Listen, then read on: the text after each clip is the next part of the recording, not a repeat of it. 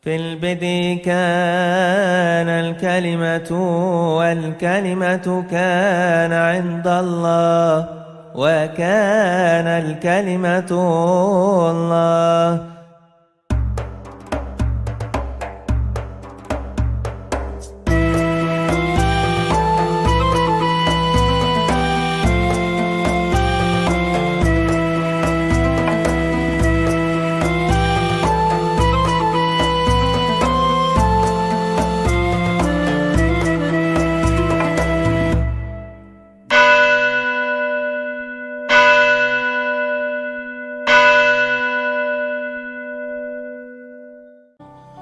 Shalom, saudara-saudara, kita akan membaca firman Tuhan dari surat 1 Yohanes,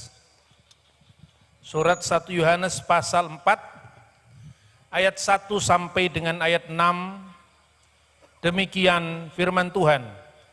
Saudara-saudaraku yang terkasih, janganlah percaya akan setiap roh, tetapi ujilah roh-roh itu, apakah mereka berasal dari Allah. Sebab banyak nabi-nabi palsu yang telah muncul dan pergi ke seluruh dunia. Demikianlah kita mengenal roh Allah. Setiap roh yang mengaku bahwa Yesus Kristus telah datang sebagai manusia berasal dari Allah. Dan setiap roh yang tidak mengaku Yesus tidak berasal dari Allah. Roh itu adalah roh antikristus, dan tentang dia telah kamu dengar bahwa ia akan datang dan sekarang ini dia sudah ada di dalam dunia. Kamu berasal dari Allah, anak-anakku, dan mengalahkan nabi-nabi palsu itu, sebab roh yang ada dalam kamu lebih besar daripada roh yang ada dalam dunia.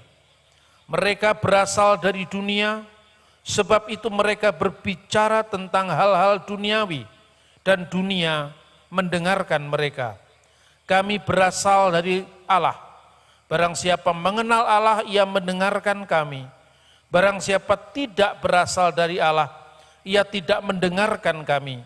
Itulah tandanya roh kebenaran dan roh yang menyesatkan. 1 Yohanes pasal 5 ayat 6. Inilah dia yang telah datang dengan air dan darah, yaitu Yesus Kristus. Bukan saja dengan air, tetapi dengan air dan dengan darah. Dan rohlah yang memberi kesaksian, karena roh adalah kebenaran. Saudara-saudara yang terkasih di dalam Kristus, baru saja kita melihat sebuah atraksi yang sangat menarik tentang penderitaan sampai penyaliban Kristus. Setiap kita memperingati Jumat Agung menjelang Paskah, Via Dolorosa atau Tarikul Alam dalam bahasa Arab, itu menjadi pendramaan kembali dari apa yang disampaikan Kristus sendiri sejak pertama dia mengucapkan sabdanya pada saat perjamuan akhir, dan kemudian Jumat Agung, dan saudara-saudara nanti puncaknya adalah kebangkitan Yesus Kristus pada Minggu Paskah. Penderitaan Kristus, bahkan Via Dolorosa yang begitu mencekam bagi dunia yang tidak pernah siap kalah atau mengalah, itu adalah sebuah batu sandungan. Batu sandungan bagi mereka yang selalu berbicara menang-menangan atau teologi menang sendiri. Rasanya berita tentang Via Dolorosa ini tidak pernah menarik. Saat dunia waktu itu memuja intelektualitas yang diprakarsai oleh kebudayaan Helenisme atau Yunani, atau dunia yang memuja kejayaan dunia seperti yang dilakukan oleh pemerintah Roma, maka berita tentang salib adalah batu sandungan sekaligus kebodohan. Tapi bagi kita orang-orang percaya itulah kekuatan dari Allah yang nyata. Karena dari Jumat Agung tidak berhenti sampai Jumat Agung, tapi ada endingnya, ada happy endingnya, yaitu Paskah kebangkitan Yesus dari antara orang mati. Pada bacaan kita 1 Yohanes pasal 4 ayat 1 sampai dengan ayat 6 ini merupakan sebuah potret realitas dari gereja mula-mula yang menghadapi penolakan terhadap jalan sengsara Kristus atau jalan cinta derita Kristus yang memberikan dirinya bagi tebusan banyak orang. Lah inilah asal usul secara historis sebetulnya apa yang nantinya disebut baik oleh Yesus sendiri ketika meramalkan atau menubuatkan di dalam Matius pasal 24 ayat 24, bahkan akan ada antikristus dan nabi-nabi palsu. Nihnumun mesiha dagala wa nebye kadabuta, akan muncul Kristus-Kristus palsu dan nabi-nabi palsu. Sedangkan Rasul Yohanes memperlengkapi apa yang dicatat di dalam Injil Matius dan Injil Markus. Ketika Rasul Yohanes di Efesus menghadapi ajaran bidat-bidat Kristen yang menyangkal realitas kemanusiaan Kristus, bahkan akhirnya menyangkal realitas salib Yesus sendiri. Di dalam 1 Yohanes pasal 4 itulah Rasul Yohanes memberikan sebuah alarm, memberikan sebuah tanda-tanda yang harus dimiliki oleh orang beriman, yaitu membeda-bedakan roh. Mana yang berasal dari roh Allah dan mana yang berasal dari roh antikristus atau dalam bahasa Aramaik Mesiha Dagala. Di dalam Alkitab bahasa Syriak Aramaik, yaitu bahasa yang digunakan oleh Kristus sendiri sebagai bahasa percakapan sehari-hari dengan para murid, antikristus itu disebut dengan Mesiha Dagala. Dan Injil Yohanes dan surat 1 Yohanes dan surat 2 Yohanes menggunakan kata-kata dalam bahasa Yunani antikristus, yang artinya pelawan Kristus, yang memusuhi Kristus, yang menolak Kristus. Sedangkan dalam Injil Matius pasal 24 ayat 24 digunakan kata-kata pseudo Kristus. Jadi artinya Kristus tiruan atau Kristus palsu. Dan kedua kata ini menerjemahkan kata yang sama dalam bahasa percakapan Yesus sehari-hari, bahasa Aram, yaitu kata dagala. Kata dagala ini bisa berarti tiruan atau pseudo, dan sekaligus berarti pelawan atau anti. Maka dajjal, dagala dalam bahasa Aramaik itu artinya peniru-peniru Kristus atau Kristus palsu, sekaligus adalah pelawan-pelawan Kristus yang spiritnya memusuhi ajaran Kristus. Karena itu saudara-saudara, di dalam bahasa Aramaik itu disebutkan 1 Yohanes pasal 4 ayat 3. Vikul ruha dila mautia di Yesu ita bebasar. Jadi itu menjadi salah satu pertanda. Setiap roh dila mautia di Yesus yang tidak mempercayai bahwa Yesus ita bebasar telah datang dalam daging, telah datang sebagai manusia, laiteh min alaha, dia tidak berasal dari Allah. Roh ini tidak berasal dari Allah, ilahati min mesiha hidagala, melainkan roh ini berasal dari Masihi Dajjal atau Kristus palsu atau pelawan Kristus. Nah saudara-saudara, istilah inilah yang kemudian dalam Alkitab bahasa Arab diterjemahkan dengan Al-Masihud Dajjal wa qulu ruhi la ya'tarifu bi Yashua la yakunu minallah bal yakunu ruhul Masihid Dajjal, melainkan berasal dari roh Al-Masih Dajjal. Saudara-saudara, gerakan Dajjal ini pada abad pertama itu disebutkan di dalam 1 Yohanes pasal 2 ayat 18 bahwa akan datang seorang antikristus, akan datang seorang Mesiha Dagala, artinya satu orangnya. Inilah sosok antikristus yang datang pada akhir zaman, yaitu sebagai antikristus eskatologi. Inilah yang sering kemudian kita ributkan dengan simbol 666, yang sering kita sebutkan selalu fenomena-fenomena yang sekarang ini sudah mulai kita lihat, itulah yang disebut antikristus akhir zaman atau seorang antikristus yang akan datang. Tapi pada masa Rasul Yohanes dia belum datang. Tetapi tidak sampai di situ. Rasul Yohanes mengatakan bahwa sekarang ini, artinya sekarang pada saat Rasul Yohanes menulis suratnya di kota Efesus, sudah banyak muncul antikristus yang meraga, yang mewujud dalam ajaran-ajaran bidat atau ajaran-ajaran palsu.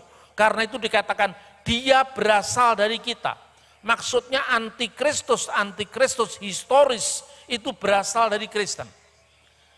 Tetapi dia tidak sungguh-sungguh berakar pada ajaran Kristus, kepada firman Allah, sehingga di akhirnya menyesatkan umat Kristen pada waktu itu. Nah, saudara-saudara yang terkasih, karena itu kalau kita membaca sejarah gereja, Rasul Yohanes benar-benar telah melakukan perlawanan terhadap gerakan antikristus sejarah atau antikristus historis itu ketika dia menegakkan ajaran yang benar melawan ajaran-ajaran bidat. Saksi-saksi sejarah yang bersambung sampai pada zaman rasul-rasul itu menegaskan kepada kita, misalnya dalam satu dokumen kuno yang berjudul Adversus Haeresis, yang artinya melawan bidat-bidat. Ada 4 jilid yang ditulis oleh Irenaeus dari Lyon. Siapakah Irenaeus? Irenaeus yang wafat tahun 231 ini. Irenaeus ini adalah murid dari Polikarpus.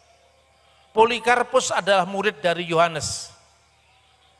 Kemudian dia mencatat dalam bukunya Adversus Haeresis pada buku ketiga, kira-kira paragraf kedua, itu disebutkan bahwa suatu saat di kota Efesus, dan kalau saudara sekarang berkunjung ke kota Efesus, itu masih ada tempatnya, sebuah tempat pemandian umum, di mana dahulu orang-orang Kristen itu tinggal di sana, karena biasanya kota-kota Yunani itu memiliki seperti agora atau pasar.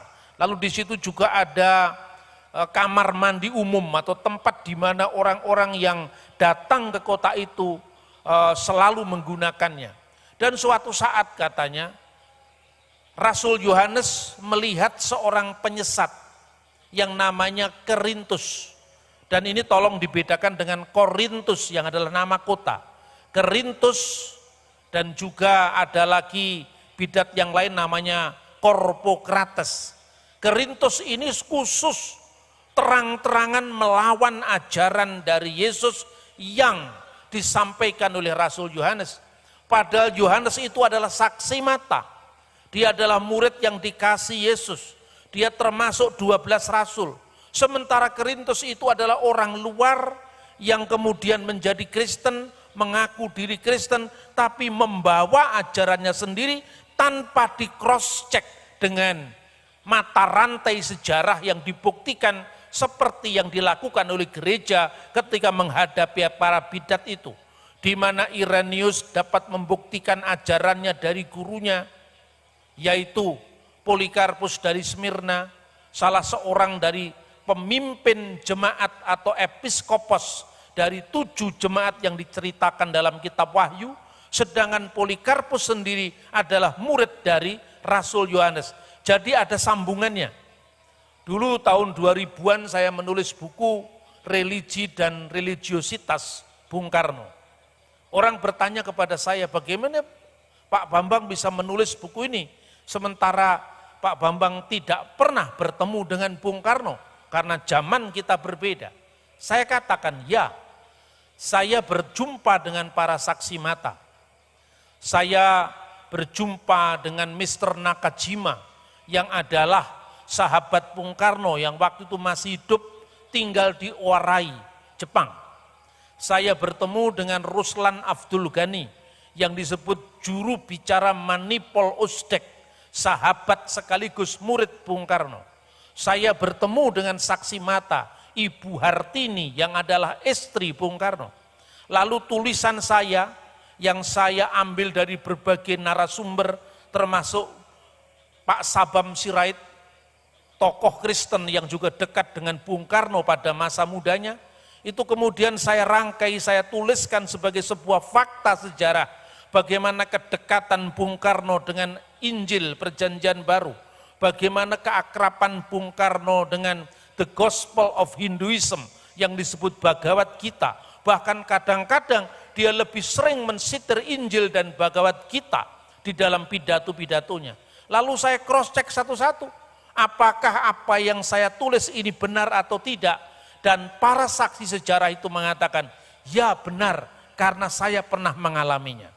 Seandainya tulisan saya ini salah, pasti tulisan saya itu akan dibantah oleh orang-orang pada saat buku saya ini terbit tahun 2000, itu masih hidup. Bahkan buku saya diberi kata pengantar oleh Presiden Abdurrahman Wahid pada masanya. Buku saya diberikan kata pengantar oleh tokoh-tokoh agama non-Kristen, ya Islam, dari Muhammadiyah, dari NU, bahkan juga diberi kata pengantar oleh putra Bung Karno, yaitu Mas Guruh Soekarno Putra. Apa yang saya ceritakan ini menggambarkan kompleksitas penulisan sejarah. Begitu juga, hanya dengan membaca Alkitab out of context, dilepaskan dari konteks, maka banyak muncul ajaran-ajaran baru yang mengatasnamakan firman Tuhan, tapi kemudian mengharu-birukan gereja, membuat gaduh dalam gereja, karena tafsir-tafsir liar dan tafsir-tafsir bebas ini. Namun jemaat kita, saudara-saudara, yang sudah terbiasa dengan alam pikiran klenik, kadang-kadang kita tidak bisa membedakan roh. Apakah ini berasal dari roh Tuhan atau berasal dari roh selain Tuhan? Ada parameternya, yaitu kitab suci yang memberikan kepada kita rambu-rambu untuk membedakan mana yang berasal dari Allah dan mana yang berasal dari antikristus. Sekalipun itu dibalut dengan cerita yang indah-indah dan penampilan yang menarik. Tetapi ingat, saya peringatkan kepada umat Tuhan agar kita tetap berdiri di atas ajaran yang benar. Dan salah satu rambu-rambu untuk membedakan ajaran yang benar dan tidak benar, itu bukan sekedar kita membaca teks secara subjektif, tapi juga kita melihat konteksnya secara objektif, termasuk ketika meng-cross-check dari data-data sejarah. Karena itu sering saya katakan bahwa sejarah yang penuh bukti adalah mitra setia bagi iman yang penuh bakti. Maka ketika Irenaeus meninggal tahun 202, menghadapi ajaran sesat dia dengan lantang menantang. Saya masih bisa membuktikan, maksudnya pada zaman dia, pemimpin-pemimpin gereja atau episkopos-episkopos itu diangkat lewat jalur rasul siapa? Karena itu Yohanes masih hidup ketika Polikarpus diajar oleh Yohanes. Sementara Irenaeus diajar oleh Polikarpus, di mana Polikarpus diajar oleh Yohanes. Sekalipun saya tidak pernah ketemu Bung Karno, seperti Irenaeus tidak pernah ketemu Yesus, tetapi saya pernah diajar oleh Pak Ruslan Abdul Ghani ketika ada bedah buku yang ada di kota Blitar. Pak Ruslan Abdul Ghani jelas-jelas saksi mata karena dia adalah murid Bung Karno. Jadi Injil itu bisa dibuktikan kebenarannya secara objektif. Kembali pada kisah Yohanes yang menghadapi Korintus. Betapa dia sudah merasakan orang ini tidak bisa ditolerir. Karena apa? Dia tanpa saksi mata. Sementara saya ini saksi mata yang masih hidup saja tidak digubris. Apalagi nanti kalau saya sudah tidak ada. Apalagi kalau saya sudah dipanggil Tuhan. Bagaimana jemaat ini harus kita tolong, kita berikan pertimbangan yang sehat. Maka ditulislah surat-surat 1, 2, dan 3 Yohanes. Nah, dalam pertemuan itu sikap dari Rasul Yohanes sangat jelas. Orang yang tidak pernah bisa diajar lagi, bahkan dengan bukti-bukti, maka orang ini jangan didengar. Karena apa? Jalan dialog sudah tertutup. Jalan penggembalaan, jalan pastoral sudah ditutup karena mereka menutup telinga mereka sendiri. Maka tinggalkanlah mereka. Korintus berada di kamar mandi umum itu menurut catatan sejarah yang ditulis oleh Irenaeus. Sementara orang-orang Kristen semua juga berada di tempat yang sama. Tiba-tiba Yohanes mengatakan, "Hai anak-anakku, cepat keluar dari ruangan ini." Kenapa wahai guru? Karena Korintus si musuh kebenaran itu ada di tempat ini. Dan dengan bahasanya yang sangat ekspresif sehingga Alkitab mengatakan bahwa Yohanes anak Zebedius termasuk sebagai anak-anak Boanerges, anak-anak petir. Artinya apa? Temperamennya tinggi. Dia mengatakan, aku khawatir apabila gedung ini akan roboh karena tidak tahan melihat kesesatan dari Korintus. Ini catatan sejarah. Ini bukan Alkitab, tapi ini catatan sejarah. Seringkali sekte-sekte Kristen model Saksi Yehova menyangkal. Ini kan bukan Alkitab, ini kan catatan sejarah. Lalu saya bilang, kalau kamu tidak percaya dengan catatan-catatan sejarah, kamu terjun bebas bisa menafsirkan Alkitab semau kamu sendiri. Lalu saya katakan, kalau kamu tidak percaya dengan catatan-catatan kuno ini, lalu catatan apa yang kamu percaya? Mana lebih penting catatan yang berasal dari generasi kedua dan ketiga para rasul dibanding dengan Hakim Rutherford yang hidup pada abad ke-20? Atau Charles Taze Russell, pendiri Saksi Yehova yang hidup di abad 20? Tentu tidak seperti itu cara pikirnya. Kadang-kadang orang kelihatannya saleh, tetapi salah. Karena apa? Karena pola pikirnya ahistoris. Pola pikirnya itu tidak bersambung. Karena apa? Karena dia mengembangkan ajaran sendiri yang lepas dari ajaran rasuli. Nah saudara-saudara, kemudian bagaimana inti dari ajaran Korintus? Ajaran Korintus itu kira-kira begini. Sesungguhnya dunia ini diciptakan bukan oleh Allah yang utama. Tapi dunia ini diciptakan oleh kekuatan-kekuatan di luar Allah yang sangat jauh. Karena dunia ini kotor, tidak perlu diciptakan. Karena kekuatan-kekuatan ilah yang jauh ini mengancam Allah yang benar. Yaitu Allah dalam Yesus, ini ajaran yang ganjil ini.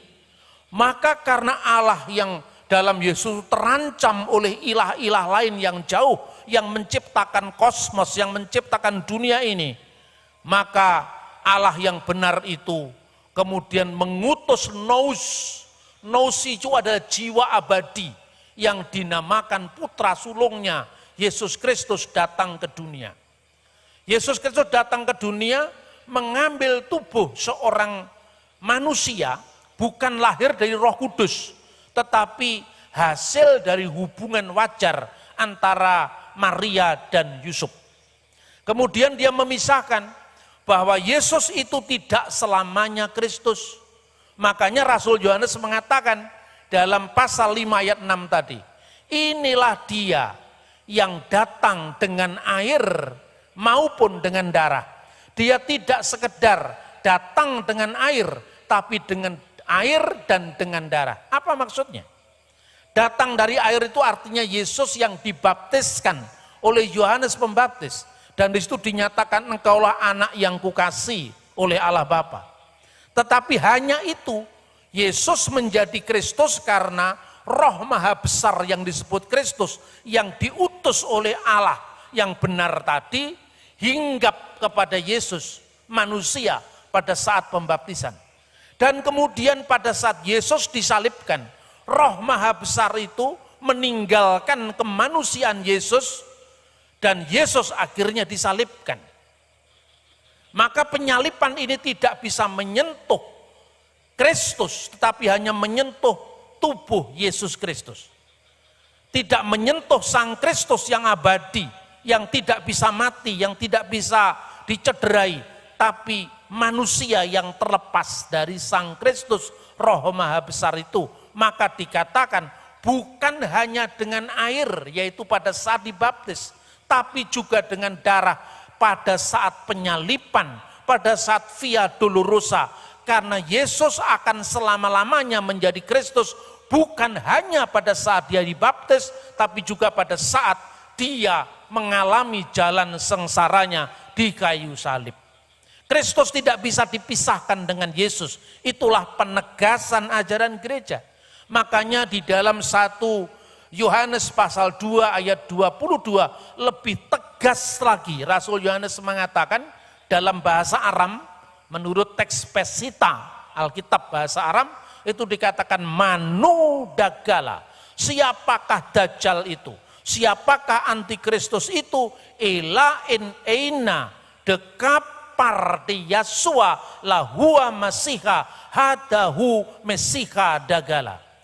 Yaitu dia yang menyangkal Yesus sebagai Kristus. Karena Yesus pernah ditinggalkan oleh Kristus pada saat penyalipannya. Itulah roh dari antikristus, yaitu dari Masihid Dajjal. Inilah situasi Dajjal generasi pertama yang dihadapi oleh Rasul Yohanes.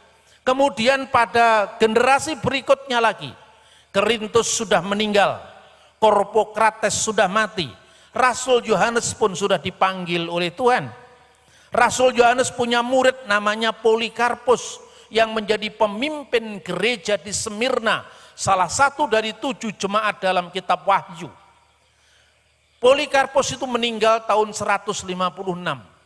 Sementara ajaran Korintus dikembangkan lagi oleh bidat baru lagi, yang mengikuti ajaran Korintus itu namanya Markion atau Marsion.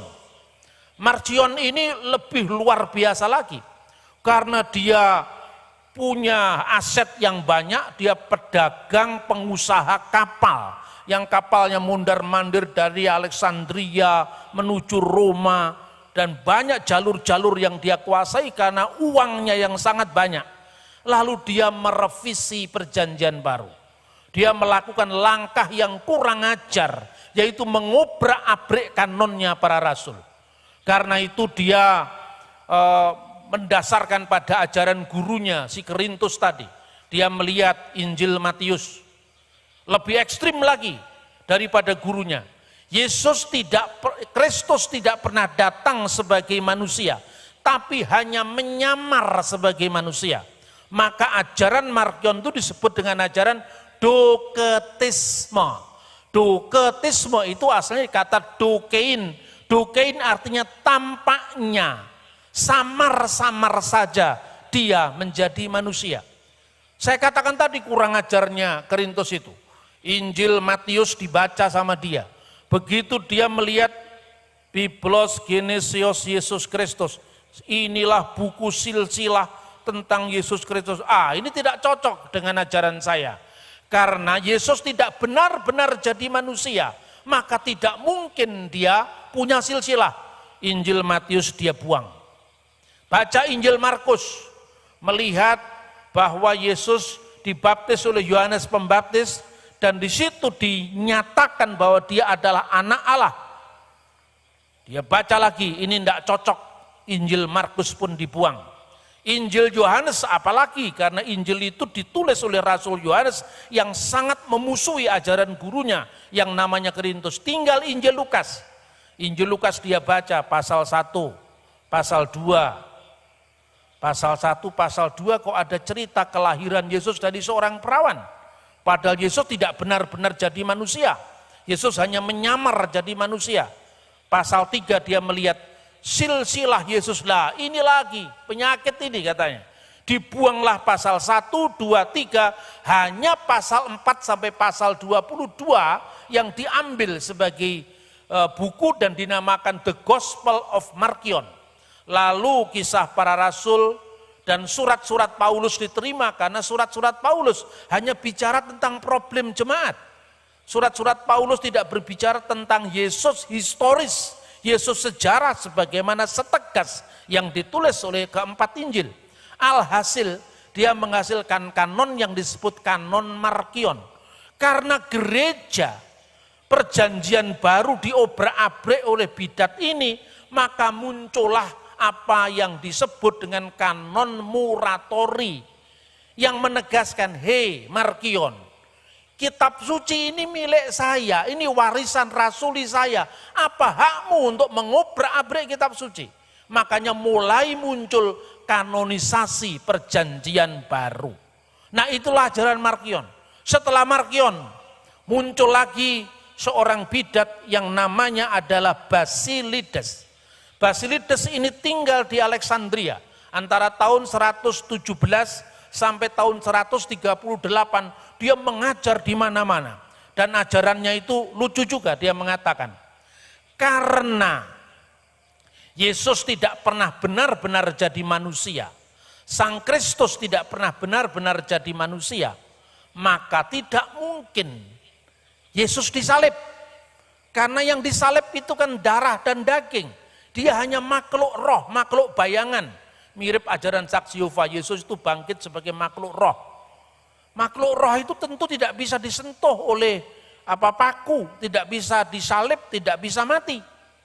Lalu dibikin ajaran itu, kalau begitu yang disalibkan siapa? Kalau bukan orang yang bersama-sama dengan Yesus membantu memikul salibnya. Yaitu siapa? Simon orang Kirene, Simon dari Kirene. Lalu dia mengatakan teorinya, sesungguhnya yang disalibkan bukan Yesus, tetapi Simon orang Kirene yang disamarkan wajahnya seolah-olah dia Yesus, lalu disalibkan sebagai ganti Yesus Kristus. Apa yang saya katakan ini bisa Anda cross check sendiri pada buku Irenaeus yang judulnya Adversus Haeresis yang ditulis kira-kira tahun 180-an, jilid 1 bab 24 paragraf keempat. Silakan dicek sendiri. Ini yang saya ceritakan adalah sejarah gereja. Makanya sejarah gereja ini sangat penting, karena tanpa tulisan-tulisan murid para rasul, kita tidak pernah tahu siapa yang menulis Injil Matius. Kita tidak pernah tahu siapa yang menulis Injil Markus, Lukas, Yohanes, dan kisah para rasul. Karena penulisnya tidak menyebutkan dirinya, namanya di pasal-pasal buku-buku tersebut. Ini berbeda dengan surat Petrus, surat 1, 2, 3 Yohanes, surat-surat Paulus yang jelas memberi alamat dari Paulus hamba Yesus Kristus kepada jemaat, jelas sekali di Korintus atau di Filipi. Sementara Injil Yohanes dari pasal 1 sampai pasal 21 tidak pernah menceritakan Yohanes yang menulis ini. Markus tidak pernah menulis di dalam pasal 1 sampai pasal 16 bahwa dia yang menulis Injil kedua. Kita tahu semuanya itu dari Papias. Dan Papias itu muridnya Rasul Yohanes yang memberikan kita informasi bahwa merekalah orang-orang yang disebut Matius, Markus, Lukas, Yohanes itu yang menulis kitab-kitab Injil bagi kita. Nah saudara-saudara yang terkasih di dalam Tuhan, karena itu saya selalu sampaikan sejarah yang penuh bukti adalah mitra bagi iman yang penuh bakti. Saya ini dulunya skeptis terhadap iman Kristen.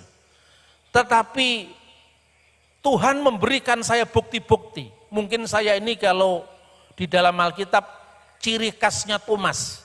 Jadi tidak terlalu gampang percaya sebelum melihat bukti. Setelah saya melihat bukti-bukti, naskah-naskah Alkitab itu akurat, jumlahnya ribuan naskah tersimpan sampai hari ini. Ketika saya melihat perjanjian lama itu akurat, tidak hanya dihayati, dimiliki, diterjemahkan, direfleksi oleh orang Kristen, tapi juga orang Yahudi. Orang Yahudi yang tidak percaya Yesus, orang Kristen yang percaya Yesus, kitabnya satu, yaitu Perjanjian Lama. Seandainya orang Yahudi memalsukan Perjanjian Lama, tentu kita tidak bisa membaca kitabnya Yahudi sampai hari ini. Tapi kalau Anda pergi ke Yerusalem, membeli Tanak, Tanak itu singkatan dari Torah, Nevim, Ketuvim, terbitan Tel Aviv Publishing, atau Anda bisa membaca itu terjemahan dari misalnya Mesorah Publishing House, atau Sinai Publishing Tel Aviv misalnya. Itu sama, kitabnya Yahudi adalah kitab kita orang Kristen, sekalipun ya terjemahannya kadang-kadang berbeda. Tapi naskah aslinya tetap berakar pada original text yang sama. Misalnya naskah Masoretik, bahkan lebih kuno lagi, lebih dari 2000 tahun kita punya naskah yang disebut The Dead Sea Scroll, naskah gulungan laut mati. Nah saudara-saudara, karena itu berita tentang Yesus yang menderita, itu kadang-kadang bagi dunia ini dianggap sebuah batu sandungan, sebuah kebodohan kata Rasul Paulus. Tapi bagi kita, Injil tentang kebangkitan Yesus, Injil tentang salib Yesus adalah Injil yang tidak bisa dipisahkan satu sama lain. Berita gembira tentang Jumat Agung masih bersambung dengan berita gembira tentang Minggu Paskah. Karena Yesus tidak mati selama-lamanya. Dia hanya mati selama 3 hari 3 malam. Dan kemudian pada hari yang ketiga, bukan hari yang keempat, tapi hari yang ketiga. Kalau Anda memaksakan 3 kali 24 jam, itu bisa bukan hari ketiga, tapi hari keempat atau hari kelima. Nyatanya yang namanya 3 hari atau 3 hari 3 malam itu sama dengan hari ketiga. Hari pertama adalah Jumat, hari kedua adalah Sabtu, dan hari ketiga adalah Minggu. Karena itu saya tegaskan, jangan ada lagi umat Tuhan yang percaya bahwa Yesus itu disalibkan pada hari Rabu. Karena itu tidak punya dasar sejarah sama sekali. Nah saudara-saudara yang terkasih, karena itu kita nanti akan menyambung apa yang kita hayati sekarang dengan Minggu Paskah kebangkitan Yesus. Biasanya di Lebanon, di Syria, atau di negara-negara Arab ya, itu kalau Minggu Paskah nanti dinyanyikan lagu namanya Christos Anesti, Kristus telah bangkit.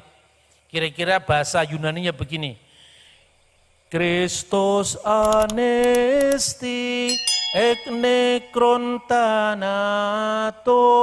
Thanaton patisas ke istis mnimasi zoin karisa menos almasihukum min bainil amwat wa wati al mauta bil maut wa wahabal hayata lilladina fil kubur al-masihukum min bainil amwat wa wati al-mauta bil maut wa wahabal hayata lilladina fil kubur.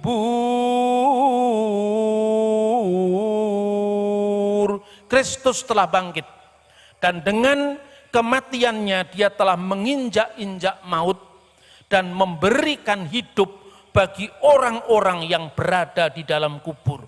Artinya dia yang bangkit pertama dan yang sulung bangkit di antara orang mati nanti akan membangkitkan kita sebagai orang percaya yang jalannya kita ikuti, salibnya juga kita pikul selama kita menjadi Kristiani, dan nanti kita akan dibangkitkan bersama-sama pada saatnya nanti kita memerintah bersama Sang Kristus. Karena itu simbolnya jelas, kita telah dikuburkan dalam baptisan dan kita nanti akan dibangkitkan kembali seperti Kristus dibangkitkan dari antara orang mati.